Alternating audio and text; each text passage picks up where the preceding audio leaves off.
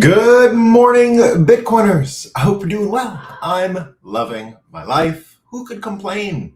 On a day like today, it's not going to be me. I'm not going to be the one complaining. Things are going great. Things are going great. Let's share the chat because we can do that now. We love it. We love sharing the chat. New era. Good morning, Awakeners. Oh, no, I thought MMK007 was first, but he's not. Yo, Chatelet, Escape the Matrix. Good morning, Bitcoiners. Just a reminder, gluttony is one of the 7 deadly sins. We're going to be talking about consumption and gluttony today. Indeed. Good to see you all. You too, my friend. Hope you all had a good weekend. I sure did.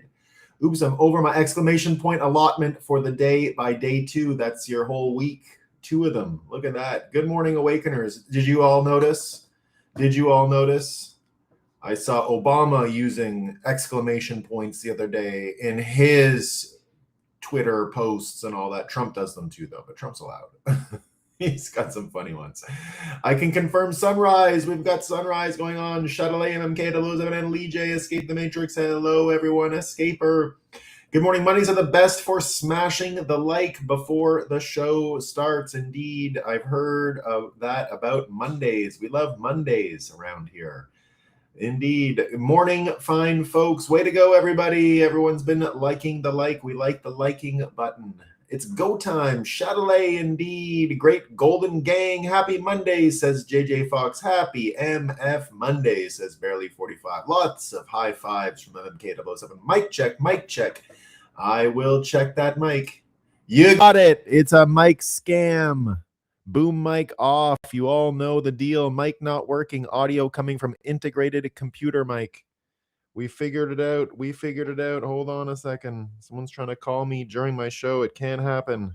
Call declined. Not doing it. We had no... You know what I did last week? You know what I managed to do?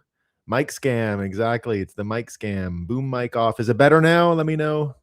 Yeah, one of the problems this morning was I never ended up charging this stupid fucking mouse.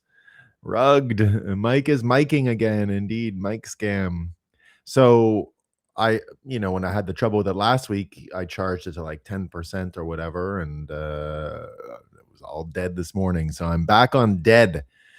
So I'm going to have to charge it in a few minutes because I have to make sure I've got a charged mouse by the time Heather comes. We had a full moon yesterday. We're going to be having Heather in the house at 10:30 a.m. Eastern time. So we're going to get through things quick today so that we can talk about the moon. We got big time moon stuff going on. Indeed. Great sound, great sunrise. Boom mic not working. JJ Fox says here, Bitcoin running. All that's left to do is talk about what's new. Indeed. Let's have a sip of coffee. We've got major sunrise hot on my back. We're doing fine. Bitcoin currently trading at, let me make sure this is up to date on my watch so that I can see it. What do we got? No, it was not up to date. We are even lower. We're at 71,000 US trash tokens of Bitcoin. We're not doing great on the price this week. That's okay. We'll have a coffee and talk about what's new. Happy Monday, Bitcoin Deb. We need Heather. She's here. Heather type. It's all happening. Heather hype. Heather yay. It's happening, guys. Bitcoin Hey Zeus says the free will segment of last Friday's show was fire. Thanks a lot, man. We appreciate it. I'm pretty sure I saw Heather at the conference, and by the time I turned around to say hi, she disappeared like the wind. Indeed, she was there. Escape the Matrix in 91. And you did see her. She was having a lot of fun in Las Vegas. I haven't seen her since, so we're excited about it. Julian Nera. Sup, everyone? Good morning. Oh, glad you made it today, Julian. Glad you made it today. Dang it. Yeah. 71,950 US trash tokens. That is the current exchange rate. Indeed. I got more sats. Heather will be around. Indeed. Okay. Let me get rid of this. Let me have one more sip of coffee, and then I'm going to change it to the NPC news update of the day. We got a lot of them before we get into it. Big deluge of advice from experts. You're going to see. You Wisconsinites, you're not alone anymore. We have more indications in other states about what to do with the thermostat. Many states now, many states. All right, let's share a different screen here. Replace. I'm going to stop it. I don't even know what's going on. I'm going to just do it straight this way. Let's see if it lets me do it today. It doesn't hide everything on me. Looks like it's trying to hide things on me. Perfect. That's what we love. When they put them all out of order and I can't find them in the correct there. No, that's not it. That's not it. Oh my goodness. Oh no. Well, this will do for now. All right. So the first one today is excellent. It's true. I'm not even going to add anything. If you guys are if there's any bird keepers at home and you were wondering about this, we have some experts here who've let us know that masturbation among birds is natural and they should not be punished. So any of you out there who didn't know what to do with your masturbating birds, the good news is the experts now have told us do not punish them. They are natural masturbators. All right. They are masturbators by nature. And so study finds, luckily, we have people studying the masturbatory habits of birds. And now we find out that it's not harmful or caused by stress in captivity. All birds, including wild birds, jerk off. So now you know, and I'm so thankful for all of the education systems we have. I'm so indeed excited for the future now that I know and I can move on about all the stress I had from birds masturbating. And it turns out it's totally normal. Do not punish. I know there's some of you back there who are like, my goddamn bird just keeps whacking off. I got to punish him. How do I punish my bird for jerking off? Don't do it. You don't need to. The experts have set the record straight. Let the bird jerk off, everyone. All right. Now, luckily, because if we have experts, now that this is cleared up, now that we finally got the answer about bird masturbation, we have a few experts left over to help us again with the constant and perpetual trouble we have here with the thermostat setting. I've got 3 articles today about the thermostat. So luckily, it was just you Wisconsin guys. And I said, I went with it like the Illinois guys could probably go with what the Wisconsin guys got on their thermostat settings. I've got a bunch of states coming in hot now that summer started. What temperature should Georgia AC thermostats be set for summer 2026? Okay, this is not the same as 2025. The thermostats, it's a different era, different time and place. What temperature should my thermostat be in Georgia? Okay, this is not, now all of you people from Wisconsin, this is not you. Okay, we already got your answer. And now Georgia Power recommending to keep your thermostat at 78 degrees. Now I know what you're saying, Nolan, that's the same as Wisconsin. It doesn't matter. They're different states. Okay. It's a coincidence. These are different experts, different states, different methodology. We need to see it all. We can't just jump to conclusions and think that every single thermostat should be set to 78 degrees.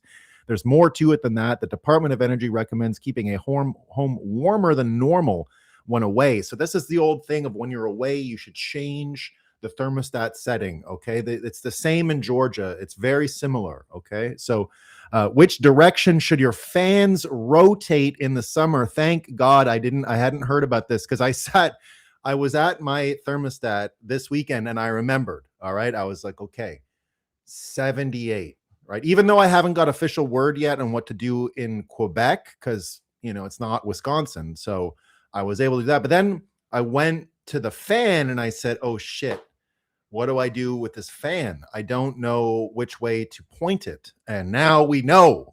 Now we know. Ceiling fans should rotate counterclockwise, everybody. That pushes the cool air down, creating a cooling breeze. So now you know the answer to that, right? Does opening garage doors help with heat? I know all of you spent the weekend because it was hot. There was a heat wave and you're saying, I don't know about opening the garage. I don't know if I should do this. It turns out a closed garage door can get insanely hot Whether or not you're keeping the garage door open is up for debate, guys. We don't know the answer yet. We're waiting for more experts to weigh in on this. We'll find out. Experts at Home and Garden said this creates potential security risks, guys. Okay, we're not sure if the security risks are worth the cooling. But we're going to wait for more about that.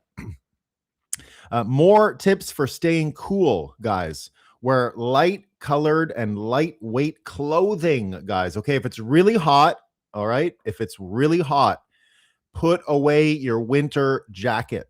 Okay, put away, do not wear your winter jacket any longer. The seasons, everyone, have changed. It's not winter and it's not spring. That means t-shirts. Okay, t-shirts. They don't go into it. They say lightweight clothing, but I know. Okay, I'm a Bitcoiner. I play a little fast and loose. I'm a little in the future. All right, I live in the future a little bit. People tell me you live in the future, Nolan. So I'm here telling you that the difference is, t-shirts are in fact lightweight clothing. And when you put away your winter jacket in the summer, t-shirts can take their place as your clothing. Close curtains and blinds to keep direct sun. That's what I did here. I'm showing you. I closed the blind. See this? See what this trick was? I didn't know why I was doing it. And then I found out. I was trying to remember. I was like, it's really hot. What does this thing do? And then I remembered it's a blind. It's a blind. It actually keeps the heat from hitting you directly. Otherwise, my back would be hot right now. So the experts, I got a high IQ. Okay, I'm not trying to brag, but I came at this on my own. Drink plenty of ice cold water, guys. Plenty of ice cold water. Don't forget to change your air conditioner filters. That's it. We haven't heard that one yet. Close doors and vents of rooms you're not using, guys. Okay. Who is more susceptible to heat? It's old people. Okay. Neurodivergent conditions like autism. All right. They have trouble with the heat too. The autists can't handle the heat. So be careful, right? When is summer? Okay. Experts finally. I was like, when is summer? Now we know, right? Why is summer? We don't know that yet, but we know when is summer. Thank God, right? How hot will it get this summer, right? They're saying, the National Weather Service, thank God, if Trump had his way, we'd have cut this all together. What would we do without the National Weather Service, right? They're giving us the outlook through June through August. And there's a 40 to 50% chance that above normal temperatures for nearly all of Georgia. Okay, all of Georgia might be hot this summer. Thank God we still give them money. Okay, finally. But when is summer? They're also here. Like, if we would have just cut the National Weather Service, we'd have had real problems here, right? Because how would we know that it's summer if they don't tell us? How would we know? We wouldn't know, right? We just wouldn't know. Like, there isn't, it's not like when you're at a train or something and there's a big sign that says you're at Central Station, right? There's nothing like that in the summer. We have no indication of what season it is. So someone has to tell us, right? Some people say you can look out your window, but if it's so hot and you close your blinds, I can't look out this window. So what am I supposed to do, right? Thank God. When is summer? Why is summer? We don't know yet. We're going to look for that. We're going to find out. So that's everything you need to know about Georgia and your thermostat this summer. But it gets even greater. We have information about California. What's the best thermostat setting in California to stay cool? Okay, it's not the same, right? Now, remember, everyone, follow these guidelines to cool down your home and lower your utility bill. This guy here has got it at 77. It's not the same as what we heard of with Georgia and Wisconsin, but it turns out actually the experts say it's the same. It's also 78 degrees. Kimberly Sexton, senior systems engineer at Train, has helped us figure this out, and it's really great. If 78 degrees isn't cool enough for you, you can make adjustments. Okay, you can actually, even if it's not cool enough for you, you can actually, you can choose other numbers and you can go within a range of 2 degrees higher or less, right? Every degree you raise your thermostat above 72 degrees, you save up to 3% on your cooling expenses, right? What should I set my thermostat to when I'm away? So it's actually 10 degrees. You can go up to 85 in the summer if you're away, right? What are easy ways to lower your home's temperature? We haven't heard about all these. Is ceiling, a fan, right? Fans, they also work in California. LED light bulbs, all right? New light bulbs that have less heat, right? What's the cheapest option to cool your home? What's the cheapest option, right? What do we know about it? Ceiling fans, everyone. Ceiling fans. You need ceiling fans. What's the best AC for pets? It turns out it's the same, right? It's the same, right? Dogs like it cooler, okay? But cats prefer warmer temperatures. If you have cats, you can actually let it run hotter. If you have dogs, you should let it run cooler, right? Who has said this stuff was simple? It's not, right? That's why we need it. According to these symptoms, if your pet is hot, you find out this is how. Okay, write this down, everyone. I know it's a lot of info. It's an information overload to start the day, but you'll know if your dog is hot, if they pant, if they salivate, if they have sweaty paws, if they seek the water or shade. Okay. Oh, there's the old Wisconsin. Back to Wisconsin. We already read this one, though, even though they're printing it again today. How cool should you set it in Wisconsin? It's not quite the same, all right? So it's not quite the same. You got low-cost ways to lower your temperature. I'm so glad we have these, right? Seal windows, right? Bump up the temperature, install a smart thermostat, okay? That's not you. You're not a smart thermostat. You have to install one. All right. Take advantage of the shade. Don't forget, right? Take advantage of the shade. Really important stuff, right? How to keep your garage cool. It's not the same as your house. What to do with your garage. Okay. What to do with your garage. Garage experts. 2 garage experts. They found 2 garage experts. Okay. Keep air circulating. Add insulation. Okay. Evaluate your garage door. We heard earlier that it might not be worth it with the crime. Okay. It might not be worth it with the crime. Finally, we got one more here, okay? We got New Jersey. Beat the heat with thermostat tricks. This is for New Jersey, the ongoing heat wave, okay? The ongoing heat wave. It's only May. Temperatures have reached the high 90s. It may feel impossible to cool down, but this is what you need to do.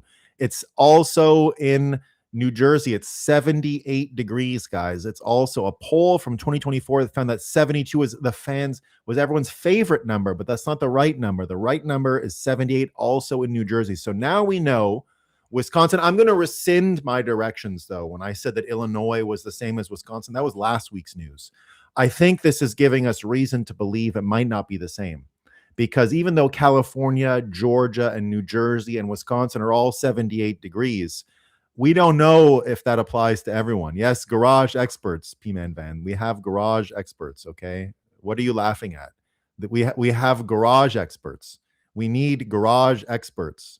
I wouldn't know what to do with my garage if I didn't have an expert. I would say, what do I do? Do I go to the washroom in here? No. Expert told me it's to park your car. Now we know. But thank God we also have this from these experts. So if you're out there in New Jersey, it also works, right? Besides air conditioning, you could also use curtains. Okay. Don't use heat. Don't use your stove. Okay. That's, you can barbecue. They are also into the hydration in New Jersey. Okay. New Jersey people also need water to survive. They're not so different than the Georgians, Wisconsinites, and Californians. They're very similar in that way. And the light colored clothing works. So indeed, also put away your winter jacket where the light clothes. It's not the same, okay? There's cooling centers. You can go there. So that's what you got, guys. So thank God we had all these experts, garage experts.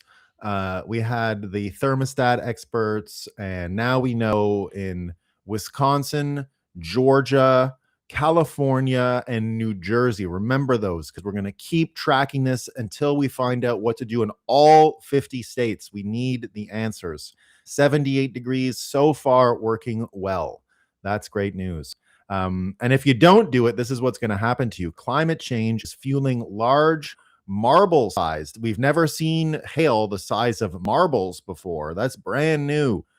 Marble-sized hailstones, and Europe isn't immune to hail. So I know all of you thought that Europe didn't get hail, but now you have to know it does. It does. We got more experts helping Canadians. The number of young people in Canada without a job continues to rise. Here's what experts say you should do if you don't have a job. Here's what the experts say you should do. Okay.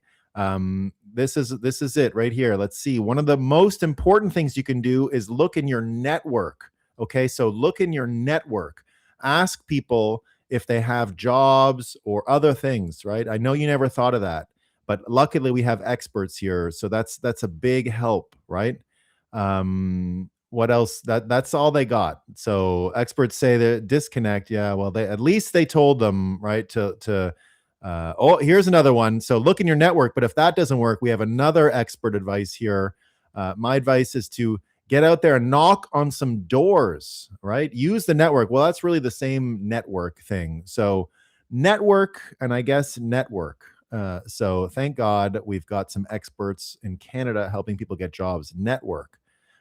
This is what we got here too from Canada. We have more from Canada. Human Rights Panel accuses Canada of genocide against Indigenous population. Let me hear more about this Human Rights Panel. Are they judges? Nope. Who are they? International Panel of Human Rights Experts. Oh, no, right? Oh, they had hearings in Montreal. The Permanent People's Tribunal. Oh, this sounds crazy. What about this? It was mandated to look at missing and disappeared children and unmarked graves in Canada's residential school sites, as well as the forced sterilization of Indigenous women through the lens of international law. What about the lens of did you find the bodies? We didn't know about that. We're not sure. But there we go, right? That's what we know. So this is not even a tribunal of any sort. Has zero judicial power or anything. It's just a meeting of people with titles. But they're sure, and the news is reporting on this meeting of people that Canada has caused genocide. Okay. There it is, right? Genocide. It's just this is oops, no, that won't do. Okay, we get this now. We get this, guys. You're not going to believe we got genocide in Canada, but look at this, right? Look at this. Trump's cuts to intervention programs could increase violent crime, everyone. Trump out there cutting programs. And of course, we're going to have more violent crime. Trump is promoting violent crime here. Community programs are more. We're doing so great with all these community programs. We barely have any violence, right? But simply making arrests, I don't know about that. And community programs, arresting criminals, community programs. You know the answer. Don't bother with the arresting criminals. What? That doesn't work. No, community programs. Here was community programs. Look what Trump did. He cut them. The costs of Trump's U.S. aid cuts keep rising. All that money that Trump cut, and look what's happening. U.S. is taking a real risk with hasty shift in efforts to fight HIV. Guys, all of your tax money isn't going to fighting global AIDS anymore if you're American. How do you feel about that? How do you feel about your money being deployed in America when there is a global HIV fight going on and your tax money isn't going to it? Have any questions? It's not good. Oh, we finally got an answer. I had questions. Why did Joe Biden pardon Hunter Biden? We finally found out the answer. Jill Biden said she supported Joe Biden's decision to pardon their son, Hunter, because they couldn't let him go to jail under President Trump. I was wondering why, right? I didn't understand why she would be supporting this, but now I finally get it. She didn't want her son to go to jail. That's why she got the pardon. I'm so glad the news put this all together for me. I know everyone's talking about CBS News and Barry Weiss. We'll see if they've really turned the corner, if they start letting us know, because there's 46 states left that we don't know what to do with the temperature. And they've cracked this puzzle, right? They finally figured out why the pardon was given. Oh, God, it's so he didn't go to jail. Now we know, right? So some of these experts that spent this time uncovering this, it's been 2 years. So they finally figured it out, or a year and a half. They finally figured it out, right? And it's great. So you can really see CBS News getting its act together, and hopefully, now that they've cracked this crime, they've solved this mystery, they can get back to helping us with our thermostats because we need it. Oh, this is great. So everyone this summer, right? We got the World Cup coming to America, right? And last time the World Cup was in Qatar, and in Qatar, if you're a gay, they kill you. But now, wouldn't you believe it? We got San Francisco, the San Francisco Chronicle, the open hostility to gay rights in today's US. So the gays couldn't go to the World Cup in Qatar and be themselves, right? Travesty. I want to see gay people at the World Cup. I do. I don't want no gay at World Cup, right? It's Gay Pride today. We have Gay Pride starting today, and look at this Canada. Sorry, look at this America. The gays are gonna have to go to the games in Canada instead, because it turns out it's in America, guys. It's going to be an anxious environment for fans traveling to attend the World Cup. Pride houses, such as the one in San Francisco, offer a safe haven. So thankfully, for any gay person headed to watch the World Cup in America, there is, thank God, houses, safe havens in San Francisco. So this is brand new. Gay people, I mean, they couldn't have gone to San Francisco before this, right? But now, thank God, we've got these places. So maybe they can go to some soccer games, but there is open hostility to gay rights in today's US. So, in Qatar, it was a little bit worse, but hopefully it gets better. And now we got this from the New Yorker with all this anti-gay stuff around the World Cup. It's a wonder why, we have this problem. How problematic is patriotism, says the New Yorker. In a nation of plummeting pride and MAGA hats, patriotism just isn't cool anymore. It's not cool. Nobody cares about patriotism anymore. This guy here sucks. No one cared about this. This was dumb. And so that's it. They got no more of that stuff. It's no more gay stuff. It's just not happening. So there you go. No more pride, right? There was pride. There's no pride. Pride month. They can't have pride in San Francisco, but they can go to a pride house. But you can't have pride in America because pride is plummeting. But pride is not the same as gay pride. That's a different pride. And so the pride in America isn't cool. It's not cool. The gay pride, real cool, but not this one. So there you go, guys. That is our fake news update of the day. So there you go. Speaking of pride in America and what's going on with that. So have you guys seen what's happening with the America 250 rally? So let's talk about it. I'm going to take a sip of coffee. See what folks are saying in the chat.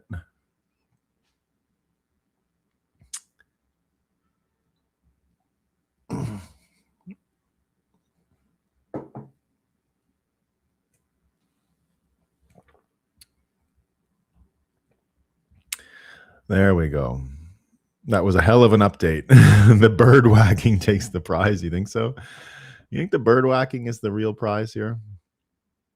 I'm going to replace. I'm going to take it down and then go back.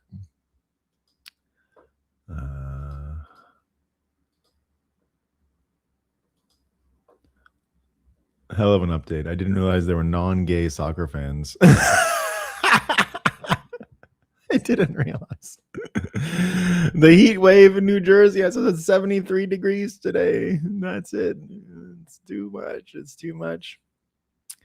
Sticking with 72 in New Jersey. There's no heat wave here. Slow down. Better to be like Europe and have no air conditioning and have an additional 60,000 plus expiries. Yeah. Don't buy another notebook, CB. Otherwise, you're a tree killer. That's what's going on. That is what's up, everyone. Let's collect all the hail and play marbles with them. I'm down, Jack. The heat wave. Yeah. There you go. Oh, Ed Galleron's back. I'm glad I know who Ed is. And we got our Golden Age mascot. Ed paved the way for the Golden Age. We're going to be talking about Golden Age today. We're going to talk about it. Da biga. No AIDS. Be like the birds. Free as a bird. The bird whacking takes the prize. Pretty good. Don Cherry would agree. B45. Yes, he would. He would agree. I've been punishing birds all week. I didn't know how to handle it. So good. So good. All right. That's what we got. So I will say that I am so speaking of national pride and all this, one thing I am disappointed in with President Trump is the America 250 celebrations. I got to be honest, I was a big fan of his idea to create the state's fair in Iowa, and watching it all fall apart and turning into a Trump rally is no fun. Here's one look at it. So all these artists are pulling out. This is what Trump said. He said, I understand artists are getting the yips having to do with their own performance on Wednesday. So I'm thinking about bringing in the number one attraction anywhere in the world, the man who gets larger audiences than Elvis in his prime. So Trump's going to be basically the only act because everyone's gone out. So what I understand of the whole America 250 thing is it was going to be a woke thing. And then now the reason I'm pissed off about this is because I reached out to the campaign and the 250th committee when they put it together to try and help because I really wanted to get Bitcoin. I had a game I was playing where, if they were going to do it at the Iowa State Fair and every state would have a pavilion, I was trying to get a Bitcoin pavilion as if we were a state to try to, just create this equivocation for Bitcoin as a state. And it didn't work out that way. But now that we're seeing it, it turns out the committee was all about getting rid of what had come before. And then all of these artists were all getting hired by some NGO that was going to turn it into a big woke fest. So that all had to fall apart, I guess. And now they're putting something else together. Don't like it that it's being slapdashed and just Trump going out to his whole thing doing it. Polymath here talking about at one point during the 2024 election cycle, Trump was promoting a massive Great American Fair for the 250th anniversary. He proposed the Iowa Fairgrounds for it and promised each state their own pavilion. This was the idea that I had 100% jumped in on. I was really excited about this idea. So was I. The 893 World Fair, celebrating 400th anniversary of Columbus discovering America, was a massive event, years in the making. It's covered by history books. I knew that 2 years was not really enough time to make something that tremendous happen, but I had hoped that Trump might push forward that vision and that some passionate people might bring it to fruition. I hope to travel to it this summer with my kids. What a wonder it would have been to see each state proudly represent itself, to have a grand event that brought us all together for a singular moment. It's awful that such a grand idea has eroded into this sad display. Indeed, you don't want to see it like that. But I mean, maybe it'll be fun, and maybe we'll get some other surprise. Right, here's cynical Publius talking about what sucks about it, saying anyone who claims the lack of joy about the 250th as a function of a rough economy was not alive. In 1976, the country rocked its 200th celebration, and the economy was a freaking mess. And here, cynical Publius says, this was a fancy dinner. Yet somehow in 1976, we could gleefully celebrate our nation's birthday without Democrats turning into a Howard Zinn-inspired anti-history hate fest. And here we see Tom Luongo say this. And now you know why Star Wars became a cultural touchstone less than a year later. Why Rocky was the movie of 1976. People were tired of the story that America was weak and failing. They wanted some hope. These things are emotionally tied together. The bicentennial was an inflection point, and Gen X knows that this is their time to take the reins and truly get busy living. Those same kids that watched the Death Star blow up are the ones the ones about to lead us through the next century. If the old guard is put out to pasture this fall. So Tom Luongo's talking here about what it means to be in this moment. We're not going to get some big production, but there is a place and a void here where individuals can surprise us and start showing signs of change, and that it's not the economy in so much as the economic system that's produced this. And that is what Tom Luongo here is talking about. By the way, I'm going to be recording a podcast with Tom Luongo on Thursday. Not this podcast. We're going to be on the BTC Sessions podcast on Friday, and I believe we're recording it on Thursday. So that should be a lot of fun. I won't be interviewing Tom, but I'll be participating with him. So I'm looking forward to that. So there you go. And that's what we got from that one.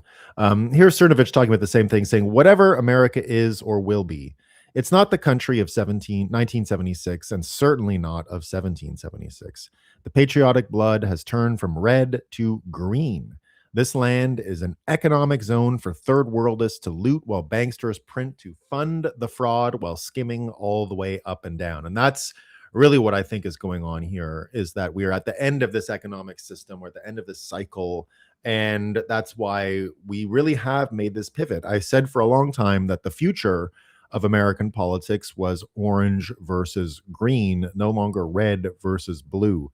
And indeed, that it had become this fiat zone, this economic zone, this financial system that we're all in is really why you have this division and all this stuff. But the good news is, and what Tom Luongo is talking about, or what Cernovich is talking about here, is that it's changing very quickly. And the idea that it's changing and the framework that it's changing is becoming more and more obvious.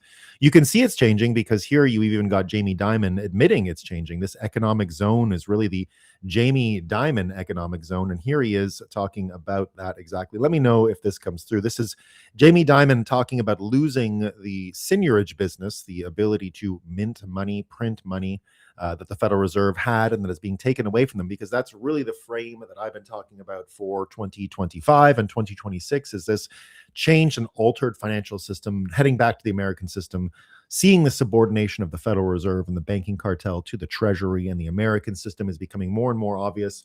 And this is one of those examples of it. And here you get Jamie Dimon saying that Brian Armstrong is full of shit and that he's going to fight the changes, but don't think it's going to work out for him for reasons that we'll discuss going forward. Here he is. It could be anyone's wallet. And it goes to a third wallet, a fourth wallet. So the first one may be legitimate, second one may be a sex trafficker. So, this is complicated, and the government needs to do it thoughtfully. If they don't do it thoughtfully, it'll be a huge problem. So are you happy with the way the Clarity Act is turning out? No, because it allows them to effectively pay interest on deposits, stable coins or something like that, without the protection that they should have. And it doesn't do anything for AML BSA. It has almost no legal protections. So no, the banks will not accept it that way.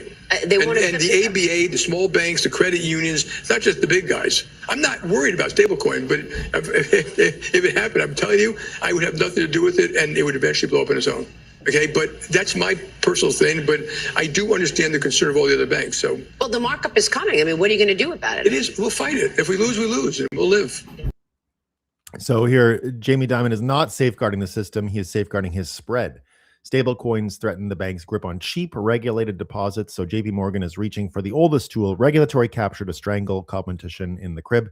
Again, I believe if they win this fight, it's worse for them because stable coins can be weaponized abroad and used to dollarize foreign countries like Canada, which I think is going to happen anyway. So I'm for him winning this fight. And here's James E. Thorne using my frame that I've been talking about for a while, using my exact words, subordinate here. He says, food for thought, Warsh's Hamiltonian Fed. Kevin Warsh is not seeking to reform the Federal Reserve. He is aiming to redefine it. His project is clear.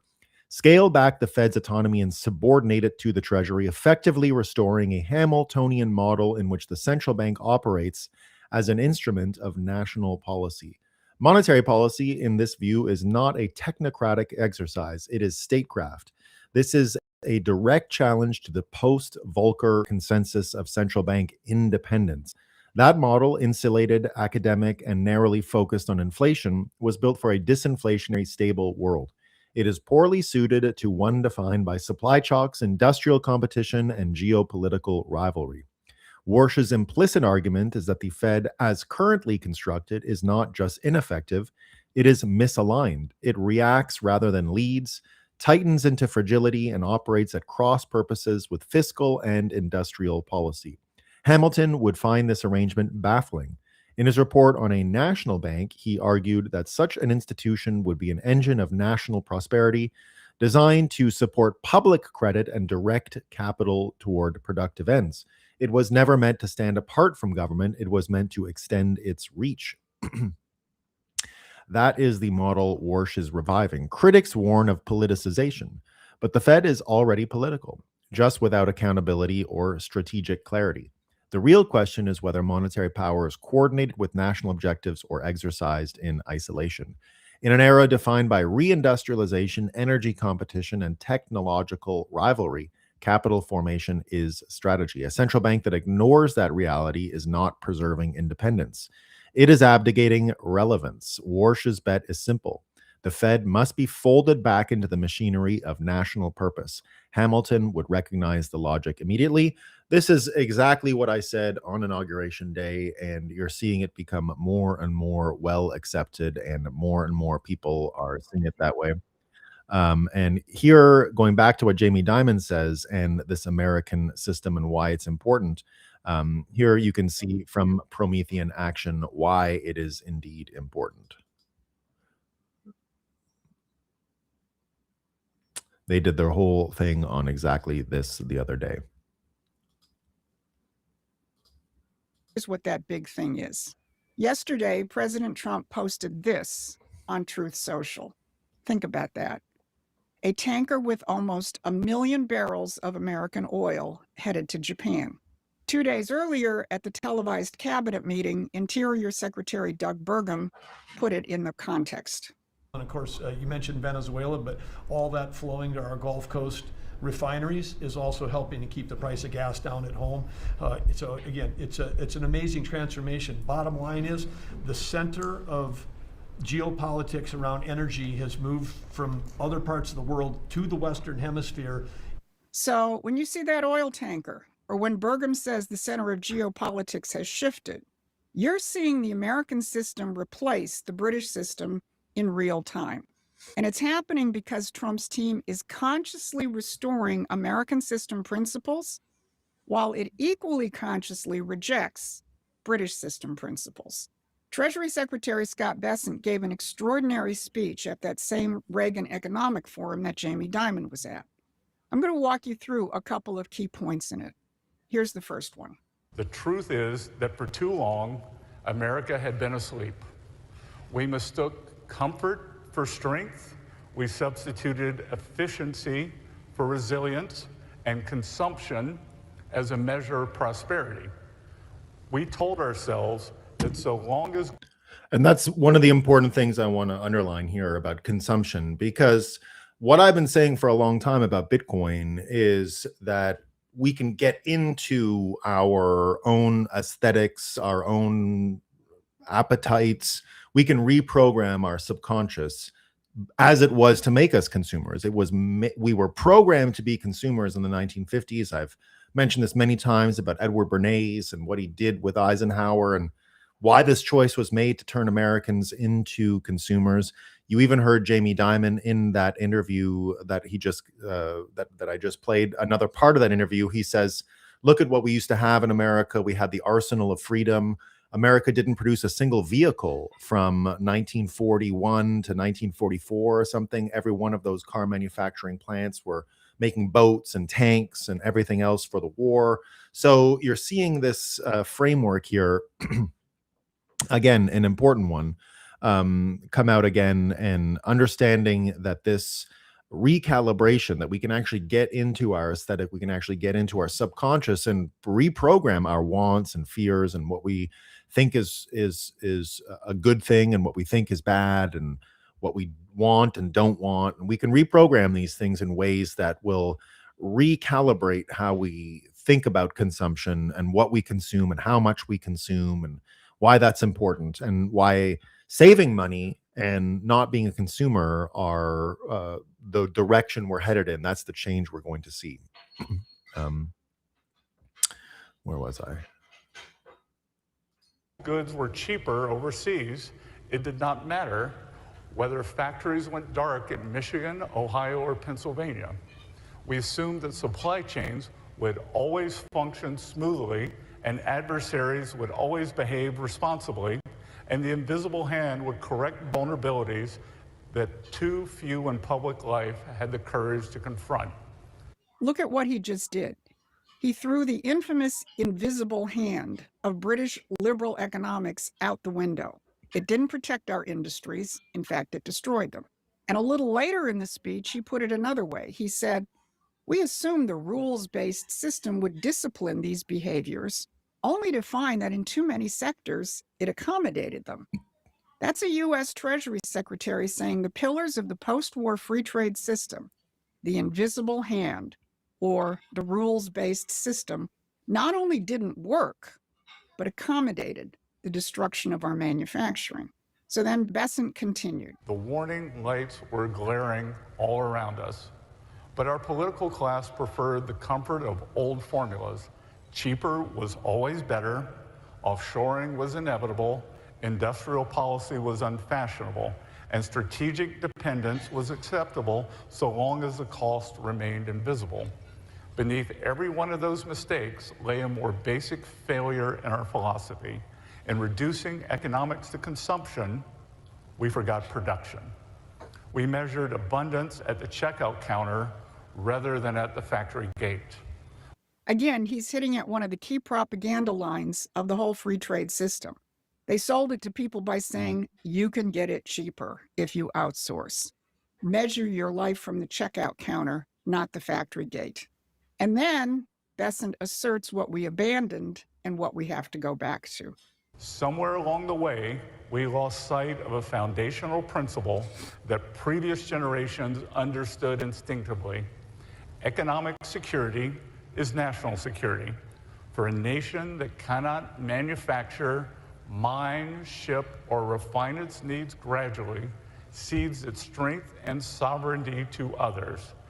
That is a dangerous dependency for any country. For manufacturing is more than output on a balance sheet, it is a reservoir of practical capability. Engineers and welders, tool and die makers, and logistic networks, plant managers and workers who know how to solve problems on the factory floor. But America has awakened. We are alert to the fact that a resilient economy is the foundation of a strong republic, that we can measure the health of our economy not merely by what it produces, but whom it lifts, that secure supply chains matter as much as stock indices, that productive capacity is power. That last sentence, productive capacity is power, is the heart of the American system. Measure your economy from the Hamiltonian standpoint of the productive powers of labor. That is, our ability to transform nature, to subdue the earth, and to multiply. When that is unleashed, no amount of sloganeering by Tony Blair or Mark Carney is going to overtake that. Because it's not a slogan, it's a principle. And Scott Besant identified that on Thursday when he ran the White House press briefing. He was served up the usual sophistry by a reporter. Thank you, Mr. Secretary. Appreciate it. Given how much this upcoming midterm election will hinge on the economy, what did you think about President Trump's comments in the cabinet meeting yesterday saying he didn't care about the midterms? So you're calling President Trump a statesman? You're saying that he is taking a statesman-like position, that he has a core belief, and he believes that the most important thing is for Iran never to have a nuclear weapon. So I believe both things can be true, that we can do well in the midterms. Besant hit it on the head. That's the key. The president is acting like a statesman. He's acting from the standpoint of what the nation and the world need, not from short-term political gain, as important as that may be. That's something that the spokesman for the establishment can't counter. They can borrow some words or slogans, but you can't fake principles, because theirs are the polar opposite of the American system's principles. So this week, three of the most powerful figures of the post-war order, Mark Carney, Tony Blair, Jamie Dimon, all stood up in public and sounded like Donald Trump. Canada strong, labor growth, America's industrial might. They're not copying Trump because they had a change of heart. They're copying him because Besant and Burgum and that tanker just showed the world that the American system is back. In action is helping build the system that replaces theirs.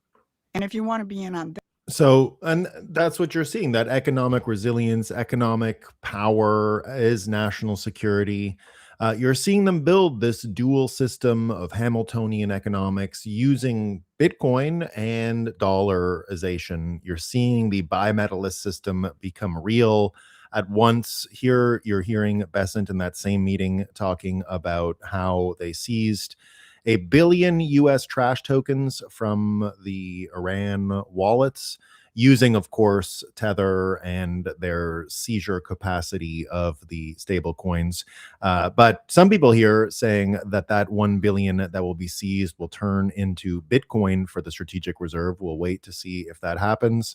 But I think it will. I think you're going to see more and hear more about this over the summer. And we're going to see again that this bimetallic system is becoming real, because part of changing this consumption mindset comes back to the money system that we use. Again, why fiat induced so much consumption, because it is consumption-based money, and why the old world of saving, that when they created this new depegged from the dollar, depegged from gold, depegging the dollar from gold, the psychological effects that it had, the psychological engine that runs out of that, the economics that run out of it, the decisions people make, right? Economics is still just decisions, consumer decisions.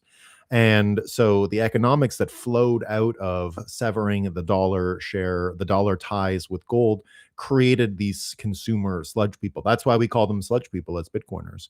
And so getting back to the gold question, that's why Trump is back on the gold audit stuff, right? Time to physically audit Fort Knox. He said this before. Now, here's things I didn't know about the gold audit in Fort Knox and why it might not be there. Now it might be, I don't know. This could just all be about creating an event around the audits so that there's attention to it. But indeed, understanding that America and the Treasury held this money. This was not Federal Reserve money.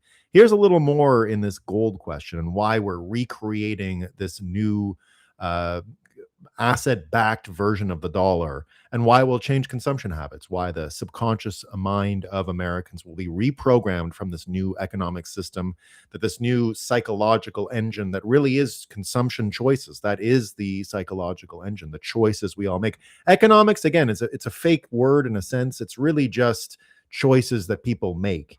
And that's why there really isn't a difference between, when people try to separate it between macroeconomics and microeconomics. You know, the macroeconomics is politics and the microeconomics is choices. It's all just economics, right? There is no macro and micro. That's been fake for a long time. That's more of that British worldview system coming through. Here's what we know about the gold, though. America's gold is missing, and President Trump knows it. The 1974 article in a New York periodical stated that the Rockefeller family was directing the Federal Reserve to liquidate Fort Knox gold at below market prices to unnamed European buyers. 3 days after her tip launched that story, Louise Auchincloss Boyer, Nelson Rockefeller's personal secretary, fell to her death from her 10th floor Manhattan apartment. I didn't know about any of this.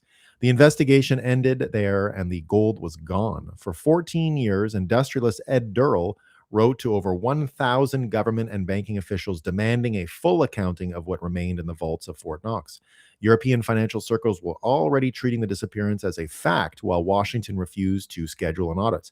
Then Reagan's Gold Commission told Congress in 1982 that the Treasury owned none of that gold. Imagine that. So that was the whole argument, right? That it's supposed to be Treasury, America's gold, not the bank cartel's gold. And so here they're saying they don't own any of it. Whatever gold remained in Fort Knox had been transferred to the Federal Reserve, a private banking cartel, and was being held as collateral against the national debt. The American people were never asked for it, and they were never told it was stolen from them. A full audit conducted under media cameras could settle this within days. 5 decades later, it has still not happened, and no administration has ever explained why it hasn't. The gold belonged to the public. The vaults are in American soil. So why has every administration from Nixon refused to open those doors and to be transparent, independent audit and to show what's inside the vaults? Not looking good. Not looking good. But again, this opaque nature versus transparency is where we're headed with Bitcoin and the stable coins.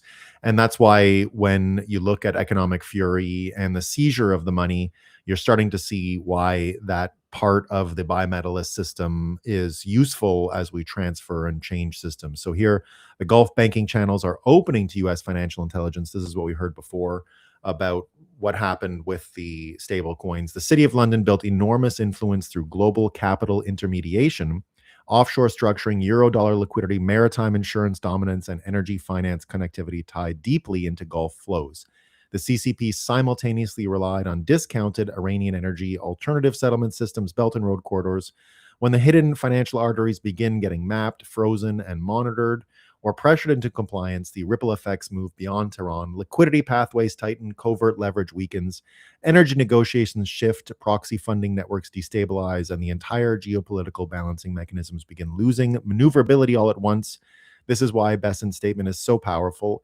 It signals that the battlefield is no longer confined to missiles and proxies. The financial architecture itself is the target. And that's exactly why this is going on, exactly why you have all of these changes, and exactly why we're even getting deeper into some of this stuff here. You can see a massive coalition of Western and allied powers is building an economic wall around China in Southeast Asia. What started with the US and Japan has exploded with Australia, Canada, South Korea, and 5 European nations joining the Luzon Economic Corridor to connect Subic, Clark, Manila, and Batangas. Ports, rail, semiconductors, and supply chains. On paper, development; in reality, a parallel logistics spine backed by 10 global powers designed to function completely independent of Beijing. China spent decades making itself impossible to bypass. The West and its allies are now spending billions to prove otherwise. The real question is whether the Philippines can stay committed as Chinese pressure on South China Sea keeps rising. And this is what we got from this deal with Rubio last week. Even more interesting than that, of course, is Trump has been getting into, again, going back to this consumption mindset, this change system, what's going on with the gold, and of course, the time preference that comes with being a saver, being a hoarder, a hodler, what that does to your consumption habits. Of course, Bitcoiners have understood this for a long time. And Trump also making tweets this weekend about consumption habits, talking about cotton again here, cotton over chemicals, how Trump's USDA is making America's fabric great again, pushing cotton. Here, Observing Consciousness says, this may sound like it's just about cotton shirts, but it's really much bigger than that. Trump is starting to push America back toward natural products instead of petroleum-based synthetic materials that dominate almost everything we wear today. So go back to this financial system of flows and what was going on with this fiat industrial complex and why oil was so important and why other things were disincentivized, like nuclear energy. And Observing Consciousness says here, let's zoom out, shall we? When you step back and look at the full system, the pattern becomes difficult to ignore. Oil is extracted from the ground, converted into chemicals, and woven into synthetic clothing, plastics, food packaging, household products, cosmetics, pesticides, processed food systems, and even pharmaceutical ingredients, saturating modern life from every direction. The Rockefeller era helped fuse petroleum, chemical manufacturing, industrial medicine, agricultural, and pharmaceutical expansion into one interconnected economic machine. This is the psychological engine piece. This is how this stuff works. This is how reality is programmed. And this is what we're deprogramming and reprogramming, a new reality of consumption, a new reality of savings, a new financial psychological engine comes out of these systems. And that's what we're seeing put forward and put together today. So indeed, these were an interconnected economic machine where the same industrial foundations feed multiple trillion-dollar industries simultaneously. Those systems then expose populations daily to microplastics, endocrine disruptors, off-gassing chemicals, and chronic inflammatory stress, while illness rates continue climbing across autoimmune disease, metabolic dysfunction, infertility, neurological disorders, and cancer. Every stage feeds the next: extraction, chemical conversion, mass production, chronic exposure, declining health, then lifelong treatment and symptom management. The deeper realization many are arriving at is that modern society was not merely optimized around human health and vitality, but around scalable dependency structures capable of monetizing the population continuously from cradle to grave. The vicious cycle, how the petroleum-based industrial system creates dependency, disease, and mass profit. And that is the world that is being reforged, recreated, redeveloped, totally changed. And again, that's why all of this consumption stuff is so important to think about, and why we should definitely think about what it means and why we're seeing this change happen pretty quickly. Trump is even going back to all of this nostalgia stuff, right? So not just about consumption habits, not just about that stuff, but here saying America is back, doing all of these pictures of safety, small town civic pride. Also here saying the following, right? Where this stuff went wrong. Billions were spent to convince you this is evil. And that, here he's got this about the nostalgia, why that's important, strong families, safe neighborhoods, children outside instead of trapped behind screens, communities connected by shared identity, faith, and purpose. Again, the reason the imagery resonates so deeply is because people instinctively remember what cohesion feels like.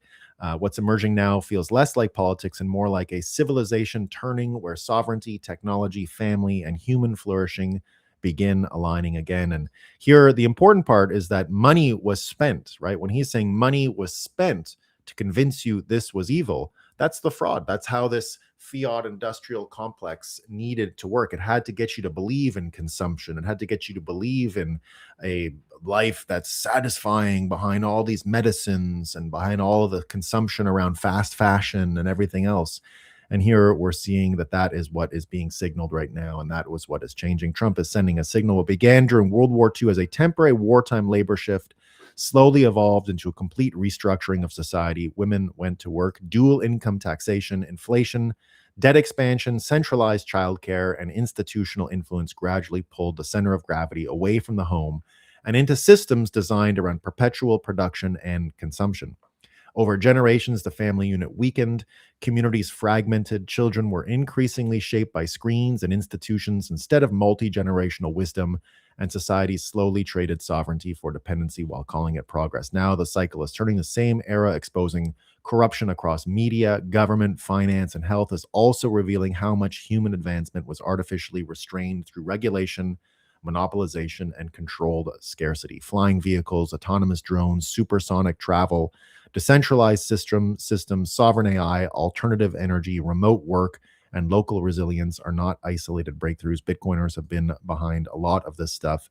They are signals the scaffolding of the old control architecture is breaking apart. The future emerging now looks less like centralized industrial civilization and more like empowered families, decentralized communities, advanced technology, and spiritual grounding moving back into alignment together as humanity realizes we never truly behind. We were held back. The great turnings are upon us, and that is what we're seeing out there. And that's why this invisible financial war is shifting in the way that it is, and why the biggest story out there with the fraud is this, right? It is the Russ of Voigt story. This is MAGA, right? Game over. The age of blank checks is dead. The amount of brainwashing, the amount of money spent to make you think, just like we heard, that this was evil, right? We're seeing this now relitigated. The money that was spent to make you think this evil is now being cut and changed and redirected. And here, Russ Voigt did not just detonate the financial nervous system, it captured the administrative state for decades. Trillions flowed automatically through NGOs, universities, DEI. Again, what I told you is the order in which this stuff was changed. The NGO USAID stuff first. Then it went into these energy systems and markets and global structures. That's why we had to go to Iran. That's why all this stuff happened when it did. And now we're moving back to domestic issues because these things are realigning very quickly. And again, the sign that this is changing, right, is the signs are all around us, Bitcoin being a part of it, and even seeing Bitcoin on the US balance sheet or on the balance sheet of SpaceX is really important as the IPO proceeds this week. And one of the other things that just shows you how this fraud contrasts with what's being built. Remember, SpaceX as a Bitcoin treasury company, I know everyone here talking today, I guess Saylor sold a few Bitcoin, but one that hasn't, of course, so far is SpaceX and Tesla. And here we're seeing another interesting part, and this aligns with what Bitcoiners are thinking, more so than what than what Strategy is providing as a pure play attack on the fiat system. SpaceX did something different, and this is why I think SpaceX is a more interesting Bitcoin treasury company than anyone else out there, and why it is still the most important Bitcoin treasury in the space. Did you know this part of the SpaceX IPO, that SpaceX employees, all the welders, the blue collar people, they were all paid in stock these years? And do you know how many millionaires are going to come out of the SpaceX sale? It's crazy. It looks like SpaceX millionaires, 4,000 will be millionaires. 400 will make 100 million US trash tokens. And we find out first, SpaceX pays a fair wage. But secondly, critically, is because there's no double trigger, sell to cover. They gave stock to everyone. There's a bunch of highly skilled workers that we on X never think of: tube benders, orbital tube welders, clean room technicians that are going to make significant fortunes. A lot of blue collar folks made money off of building SpaceX, and they are going to, I think, be a sign, and it's going to be like this going forward. It's not just the financial engineers. Remember what I said about the best jobs? The best jobs will end up changing. Whoever gets paid the most, that's what's going to attract the best and brightest. I said for a long time, we want to end the world of financial engineers being the best paid. That's the Jamie Dimon worldview. That's the banker cabal running America and the psychological engine. If we go back to the American system, it is the blue collar folks making the money. And seeing all these blue collar folks make money off of the SpaceX IPO for building actual important people moving technology is a sign of where we're headed. It's a sign of this psychological engine recalibrating and shifting in that direction. And that's why it's such an important thing, because understanding that fraud was used to limit our own progress, but seeing an example here of SpaceX where they actually put the money to work, saved in Bitcoin, did all these things, and produced this incredible amount of wealth is going to recalibrate what the best and brightest do, because the best and brightest were going into the NGO field for a long time because that's where all this money laundering was going on. That's why these titles are important. But again, we're figuring it out. We're figuring it out what kind of money was spent on brainwashing. It's becoming more and more obvious. Here we saw this New Jersey story creating a lot of these. Here's the drop off of items, right? This is thousands of dollars getting dropped off at the protest constantly. A random supply drop just occurred here in Newark, a few blocks from the ICE facility, containing over 1,000 US trash tokens worth of supplies. Nobody knows whose it is. Nobody knows how it got here. And the equipment I found inside makes it seem like they're preparing for war. Lots of wound care items, saline, Band-Aids, gauze, sponges, you name it, it's all here. 1,000 trash tokens. I've informed police. More and more people picking up on that. So this thing all ended now. This is when more stuff comes. Tens of thousands of dollars worth of supplies just abandoned outside the facility. It's genuinely mind-blowing how much money is poured into riot supplies. See for yourselves.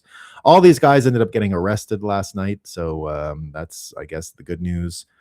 Here's more of the chat looking into the money. This all came from bitch, you need soap. So that's the bit chat, I guess. I messaged a group of men asking. He broke in, found out they're going to be tracking all this money, I guess. We'll see.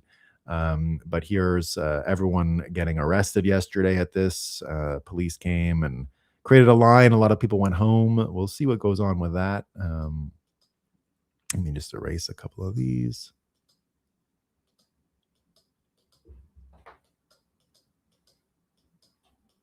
There we go. So, and understanding these flows, how this works, it's a useful tool because we can apply it everywhere, right? We can apply it to everything we see. We can apply it to New Jersey.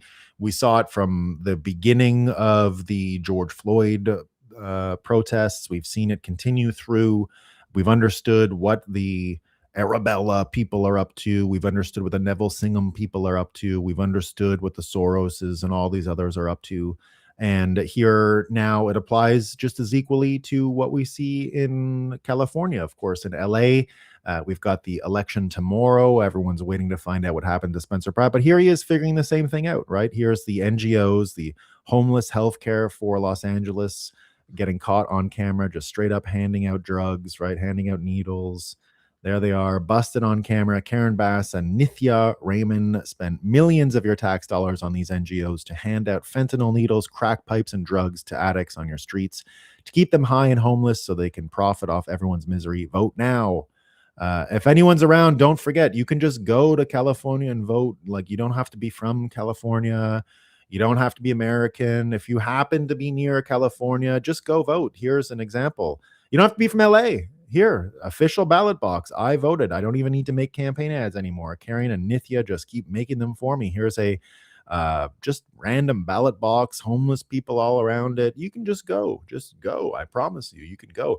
If I had a reason to be in California tomorrow, I would be there to vote for Spencer Pratt. It doesn't matter if I'm from LA or not. We don't live in a place where you have election integrity. Now, one of the things that's amazing is that, you remember, I've said many times that part of what Trump did by becoming the president was, alter reality, especially when it comes to elections. I knew elections were a bit scammy before 2020, but I had no idea they were as bad as they really are. And so now seeing these election doubts that everyone has, I didn't take any of them seriously in 2016 when it was Hillary crying about it. But now, after Trump in 2020, you start to see the Bitcoin worldview, don't trust, verify, becoming a very important worldview. And as you see this proceed in LA, you can see we probably haven't had legit elections in a long time. Now, here in Colombia, they had an election yesterday, and it turns out the Bukele guy did really well, and the Bukele guy won. But now the people who lost are crying at election integrity. They're saying Colombian senator and veteran left-wing Ivan Cepeda is now too refusing to accept the first-round results. He's accused far-right militias and financial conglomerates of manipulating the vote. No, I don't believe you. The left is crashing out over the results. Here you see more of this. This is the guy who won. No, that's the guy who lost. Here's the guy who won. He's the Bukele light. Here's the fella who he beat that I did think came and saw Trump recently. But here's what we know. There's going to be a runoff, so it's not over. It's the first round. Trump-like right-wing presidential candidate, I don't know how to pronounce his name, Espriella, wins Colombia's election round 1, getting more votes than the leftist despite trailing in the polls. He's going full Bukele. Under my government, any bandit who resists will be eliminated as appropriate.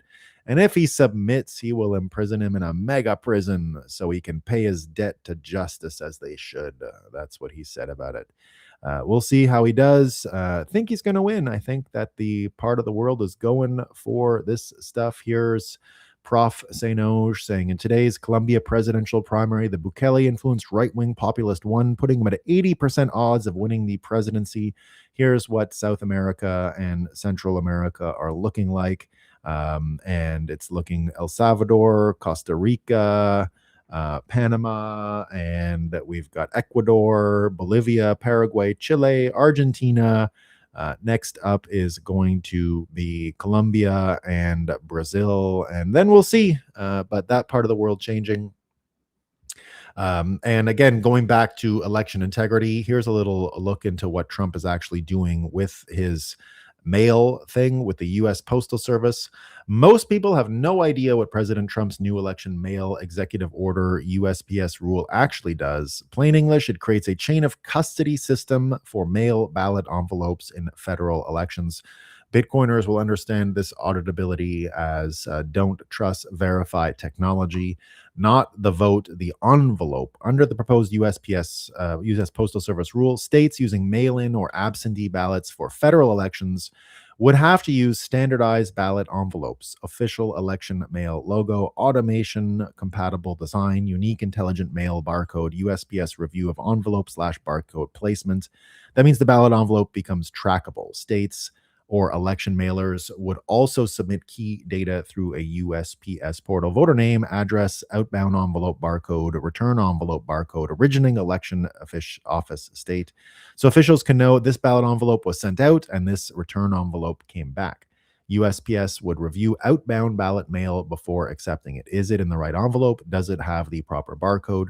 Is it going to someone enrolled on that state's mail ballot participation list? If not, the mailing goes back to the election mailer to fix. The broader executive order also directs DHS plus SSA to help create state citizenship lists using federal citizenship naturalization, Social Security, SAVE, and related data. So bottom line, this is not tracking your vote. It tracks the envelope, creates a sent versus returned audit trail, helps flag discrepancies, preserves mail ballot envelope records, and leaves states responsible for their voter rolls. Chain of custody is not suppression. It is basic election accountability. So looks like we're going to get it, and this stuff should work. Again, here's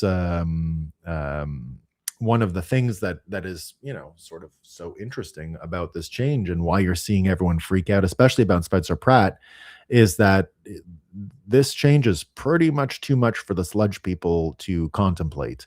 And here you see why they're running stories like this. Is Spencer Pratt for real? Is he for real? The New York Times is denying the 6 people dying on our streets in LA every day, including one who died this morning on Skid Row live stream. Just like Nithya Raymond, the New York Times is from the East Coast and they have no clue how bleak things are in LA. Is Spencer Pratt for real? This has to do with people not being able to accept reality as it is and why we have all of this trouble. So there you go. Now, I know someone who can accept reality as it is, especially when she gets cues about reality from the moon. And I've got True Heather in the house today. How you doing, True Heather? Hello. Hi. Your camera's backwards, I think. Oh, it is? Yeah.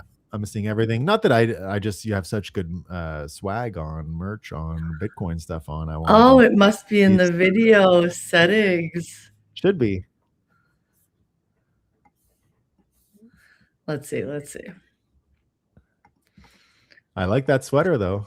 Camo. Oh, I know. I got this in Vegas when I last saw you. I bet. I don't know how it's there's normally there'll be like a little toggle that says reverse camera. It's not a big deal if you don't. We can go with that. It's just it all looks so nice, you know. Yeah, it should just I wonder if I can do it. Well, the settings are I might be able to do it. No, I can't do it. When I click on it, I don't have settings options. I think I got it. I got it.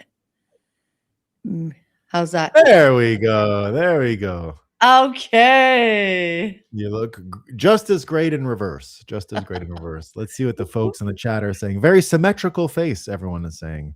And Escape the Matrix says, one of the commenters saw you in Vegas and meant to chat with you, but you disappeared before. He was letting me know today. And he says, I remember that hoodie from the conference. Sweet. Very symmetrical face. That really is a cool jacket, says Bitcoin. Ooh, yeah, Weather, we got all the things on it. Heather time, we got someone saying here. Heather time. So there you go. Heather time. So I did read your note. I just want to tee it up before we get started. Sure. You had a lot of interesting, and I want everyone else to know as well what is going on today. Hold on, I've got. Yeah, it's a super powerful full moon. Can't wait to get into it. Yeah, there we go. So I wanted to just mention as well that it was a so to set the stage for everyone, let me see if that's it. Yeah, so May closed with let me get this put in. So May closed with a blue moon. No, that doesn't look good. So it was a blue moon. So second full moon of the month, for those who don't know what a blue moon is. I don't know why that's so ugly. Anyway, it's not going to work. So there you go. Blue moon happened. All kinds of amazing things happened. And we got all 4 brightest planets visible from Earth. Venus, Jupiter, Mars, and Saturn were all on display. So that was a big deal. And it was the first blue moon since August 2023. And the next one will not be till December 2028. So the only blue moon of this administration in America, I guess. So there we go. And then I want to bring up your, where did I put it? There it is. Here is your note, but I don't know why it's not letting me share it. So I'm just going to take it away and I'll let you describe it because this is bad visuals. So there you go. So anyway, there we go. Heather, let us know what's happening. Blue moon, all the planets visible, full moon, lots going on. Yeah, lots going on. I mean, my post on X, I was talking about it in general, and then here I'll dial it into, really what this means for Bitcoin and Bitcoiners. But my favorite part about this moon is that question of what are you secretly wishing you could fail at? Like, what would you like to just like let die?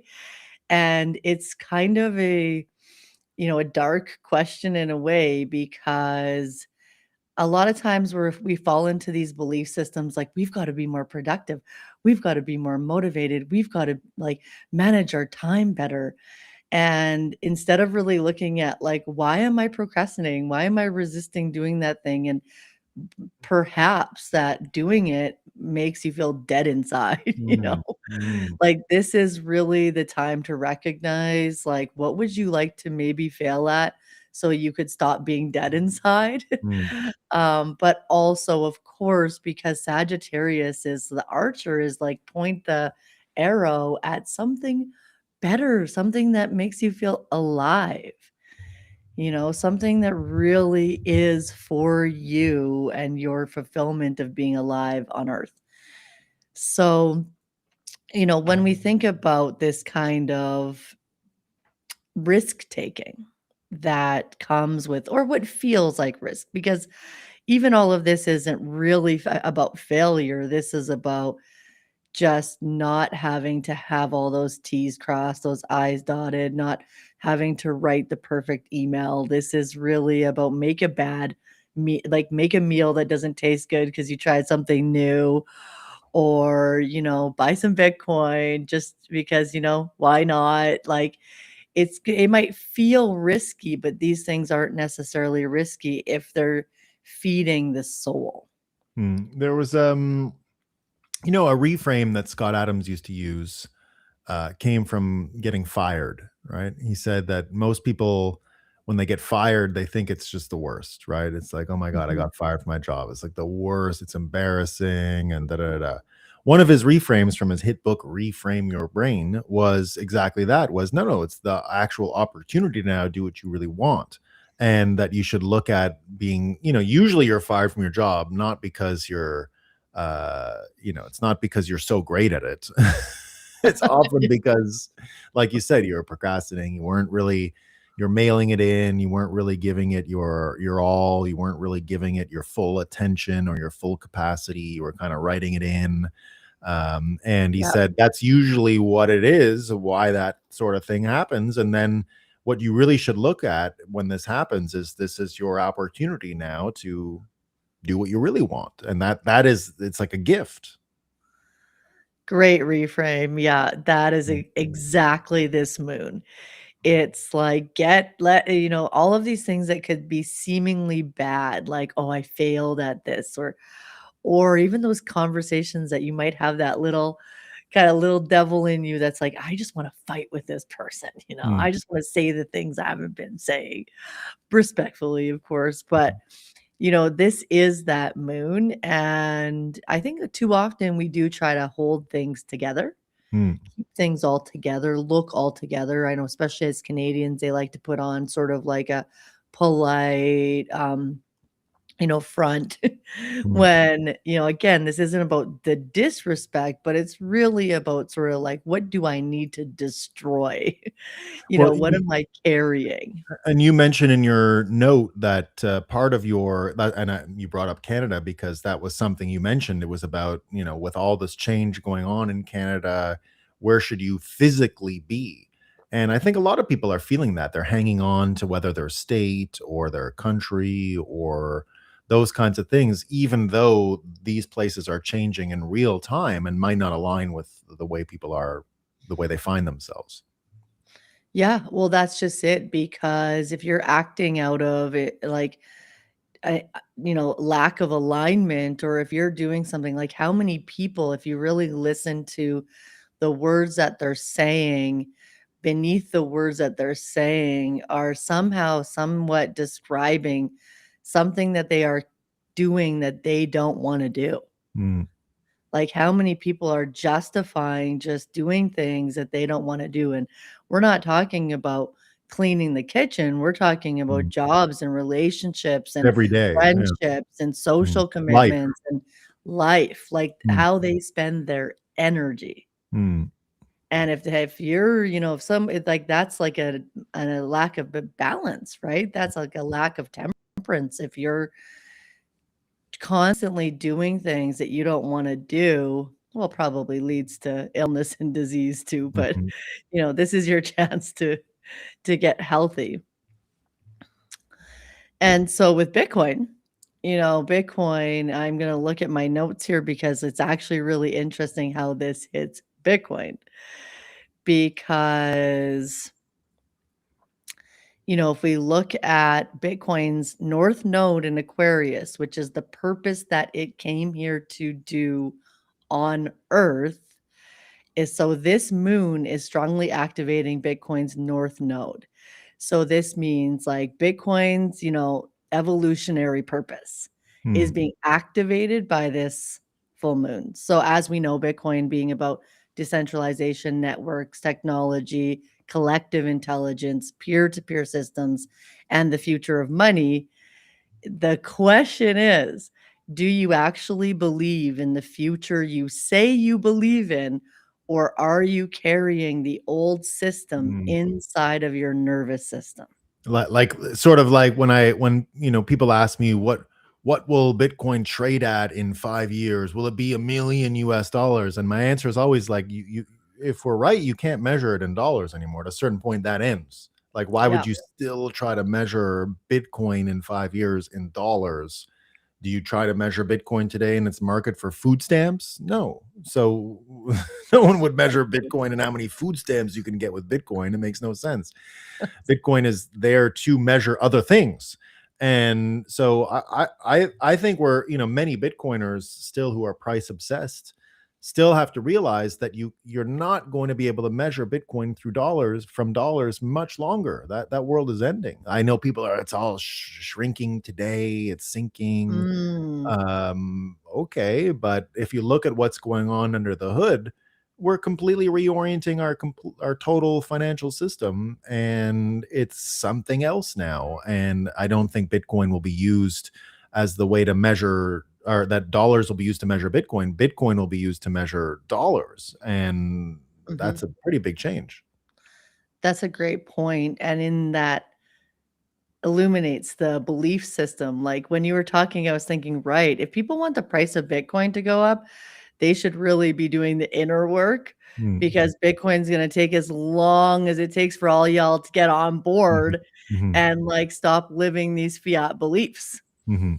If we think of Bitcoin as an activating energy and as an evolutionary, mission driven energy that came to Earth to change the systems, it's also about changing the internal systems, just like it is inevitably, forcing these other systems to fall apart or creating something new. I think that oftentimes, again, people are looking too outside of themselves, say at the price of Bitcoin, instead of inside of themselves, of like, what beliefs am I still holding on to that aren't in alignment with what I say I Mm. believe in?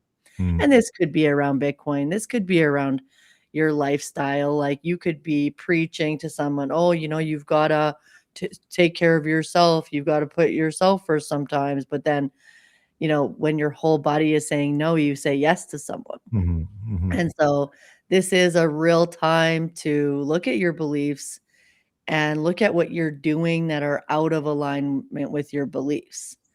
That could be how you eat. That could be how you spend your fiat. That could be how you advise others about Mm. what's good for them, It's like a real walk your talk type of moon. Yeah, I like that because I mean, a lot of, I know a lot of Bitcoiners who we see it all the time with politics, for example. Bitcoiners, oh, we want to get out of politics. Yet then every 2 minutes they're crying about politics.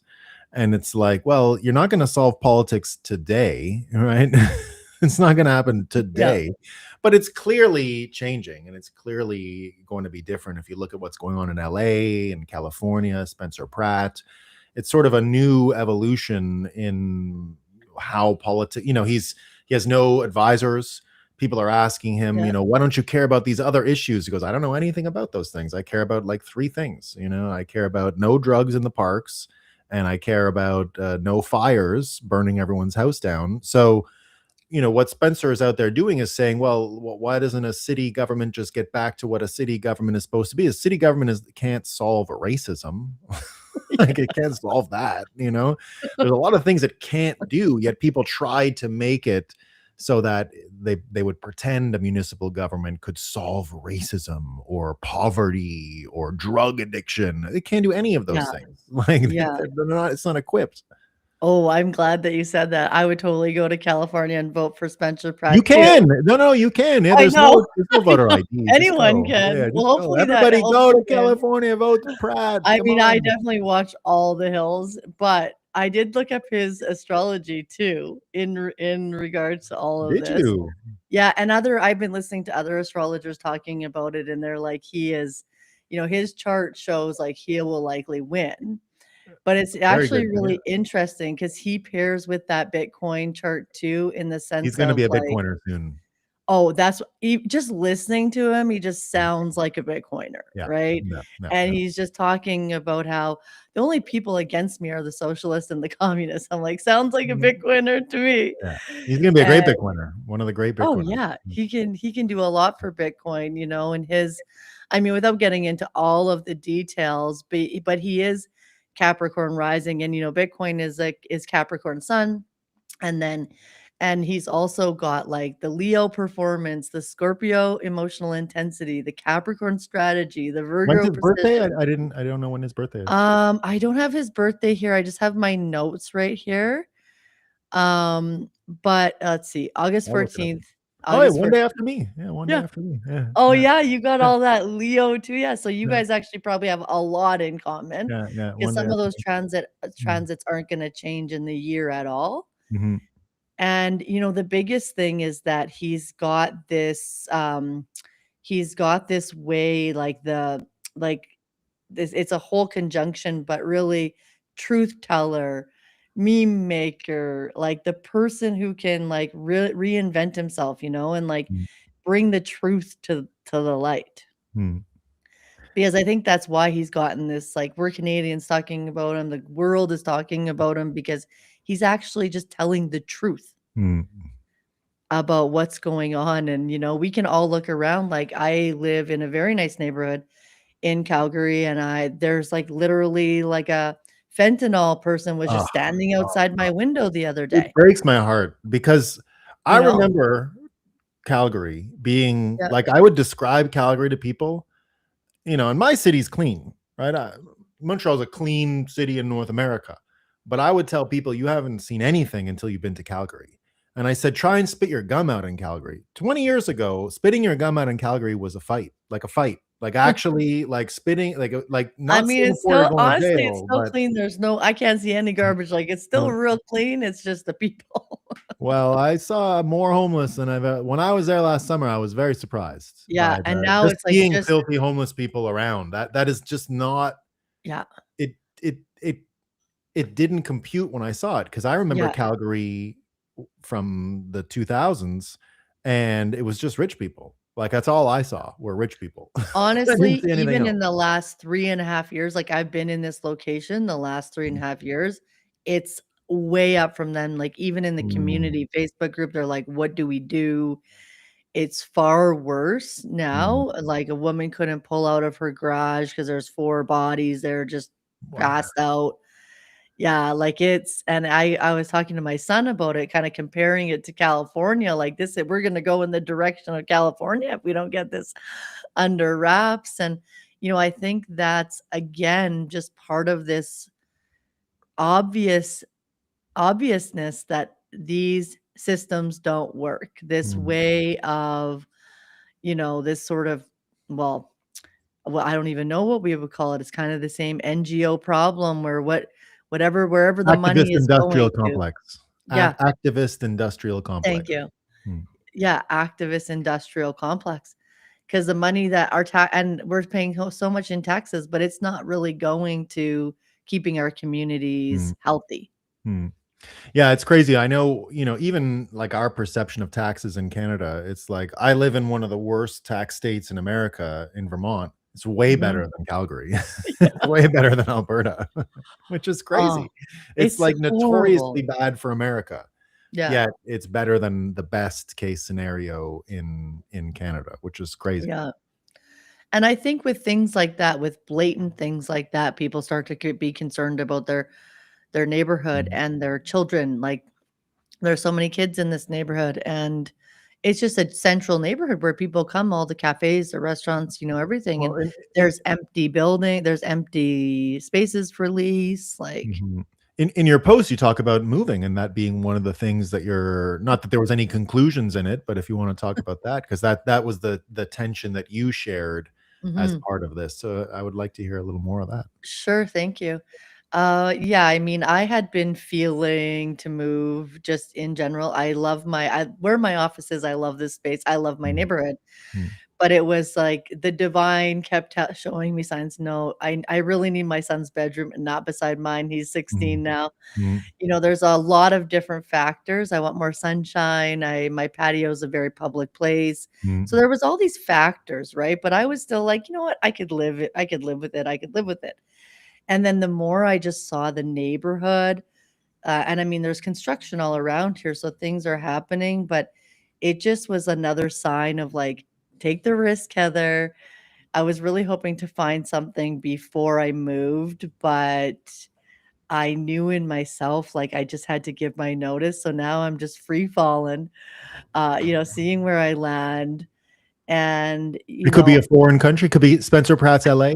I mean, I wish, but I gotta stay here a couple more years for my son in Of school till course. he Yeah, yeah, finishes high yeah, school, yeah, yeah. or I definitely would just move What because year, I work remotely. what grade do you go to high school in Alberta? So here it's like 10 to 12. Okay, got it. Yeah, Yeah, so yeah, he's yeah. grade 10, and, I'm trying to stay around here. It's just I think that that's to me, it was a perfect example of the Sagittarius full moon because Mhm, we can see all these signs, but we don't really know until the future, but you have to trust. Like, you have to mm, trust that this is telling you to go. If mm, something's telling you to go, making that decision will work out. mm, Like, I think that people are often afraid, like, to get off the fiat. Maybe they have an inspiration to do something in Bitcoin, or maybe they have an inspiration to do a different kind of job or simplify mm, their life, or, Bitcoiners do these things. But I think that Sagittarius full moon, like what I learned. Oh, and then it was crazy because I had this whole scenario play out because like the one place that I thought was the perfect place, which made me have the courage to like give my notice. It was so crazy because like it turned out to be this whole scenario that like was not meant to be the perfect place, but showed me how much I wasn't like just trusting and like how they were acting, and then I accidentally sent them to the wrong location, and then my son was like all this stuff happened where I was like, "Oh my gosh. I was not walking my talk. I wasn't even trusting. I was trying to make this I was like, I could live here. I could live across from this power plant. I could live with this tiny kitchen." Like I was literally settling in my mind when I mm, didn't have to mm, because of fear, because I'd already given my mm. notice. And so I had like this massive life lesson just about around moving and trusting and listening to your gut. I thought, right, like even me and everything I know, I am not immune to these Mm, energies that mm, force us to grow. mm, No one is immune to it. yeah, no, it's just seeing how things are changing in Canada and how many people are, people coming to me all the time. What should I do? Because they Yeah. know I'm involved in all this stuff and Bitcoin and America and what's going on. And many Canadians, I was at church this weekend, and what should I do, Nolan? Like, should we stick around here in Canada? And my advice is always like, we got more trouble coming in Canada, but I think once the trouble's over, it's going to be better than ever. Just like what happened in the United States, we're just a little behind the curve, and there's no way we're not going to get swept up and caught up in all this stuff. It's inevitable. You can't change. We can't stop it. We can't. Nothing can stop what's coming. We hear about it in Bitcoin. Nothing can stop this train. Mhm. Nothing looks like it's going to be able to recreate the old Canada. It just every day it's falling apart. Now they're even letting you question the missing and murdered residential school Mm. stuff, right? That's now finally like, I think there was a headline today in Canada. We can have reconciliation without truth, the truth and reconciliation stuff. And Yeah. like, well, maybe we shouldn't keep lying about genocide, right? maybe that's like a little too far, right? Maybe we shouldn't lie about killing children, or we should at least, if you do kill a bunch of children or accuse someone of killing a bunch of children, you should probably have a little bit of proof instead of torturing your entire society and Yeah. years. What is it? We're at 5 years of pretending this is real, and it's not real. It doesn't look real Yeah. at all, right? It's true. And to me, sometimes I do like when, like, even what's happening on the streets, like, I like that because I feel like it's like the truth coming to the surface. Because, like, maybe then more people Mhm. will see what you're voting for or what you think your government is doing is not what they're doing. And, in this whole thread in the community, they were really honestly looking for solutions. And by reading the thread, you can see there's no solutions. The police can't do anything. Like So they, just and then, before you came on, I was looking at a headline of Spencer Pratt. It was from the New York Times, and it was just a oh, simple trying to be glib. Is mm, Spencer Pratt for real? And it's mm. like, well, look at LA. Do you think this is a joke? You think it's funny that there's this kind of, my kids, when we drove through downtown LA last year, Oh, they still to this day, like I let them watch the Spencer Pratt videos all the time. mhm. And I always tell them, remember when you were in LA last year? And there's still PTSD about it because of how Wow. bad it was. And my kids are from New York Ugh. City. Like they see shit all the time, right? They're Yeah, born and bred New York City kids. I take them to New York City all the time. yeah, We're there pretty often. They've seen some stuff in their life. yeah. And LA to them was just another planet. Like they were almost in tears when they saw how bad it was. And so when they see these videos laughing, when Spencer Pratt laughs at the piss and the shit and the drugs and the needles, they get it right away. And it's for the New York Times to say, is he real? Like it's this big joke, right? But that's And it's the like thing. You can't hide this stuff you anymore. It's can't. It's coming just out. like it's so, and it is the example of what happens Mm, when, people just have power without mm. accountability, Yeah. power and money without accountability. Tell You me, know? so one of the things I saw that he did in his, because I look at his persuasion techniques all the time, and he Yeah. did one called Embrace and Amplify this week. It was when you take their worldview and instead of arguing it, you just extend it to an absurdity. And so he had this new video of parents that come in and want to correct their child. That's MAGA. And it's like, did you hear what he wants to do? He wants to kick out the homeless people and he wants to take the needles away. And then the kid is like, that's MAGA. And the kid keeps sitting there like totally confused about his parents calling him an extremist. And, that maneuver that he used, that Yeah. embrace and amplify, is one of these ways to, like you said with Sagittarius, like project how this goes.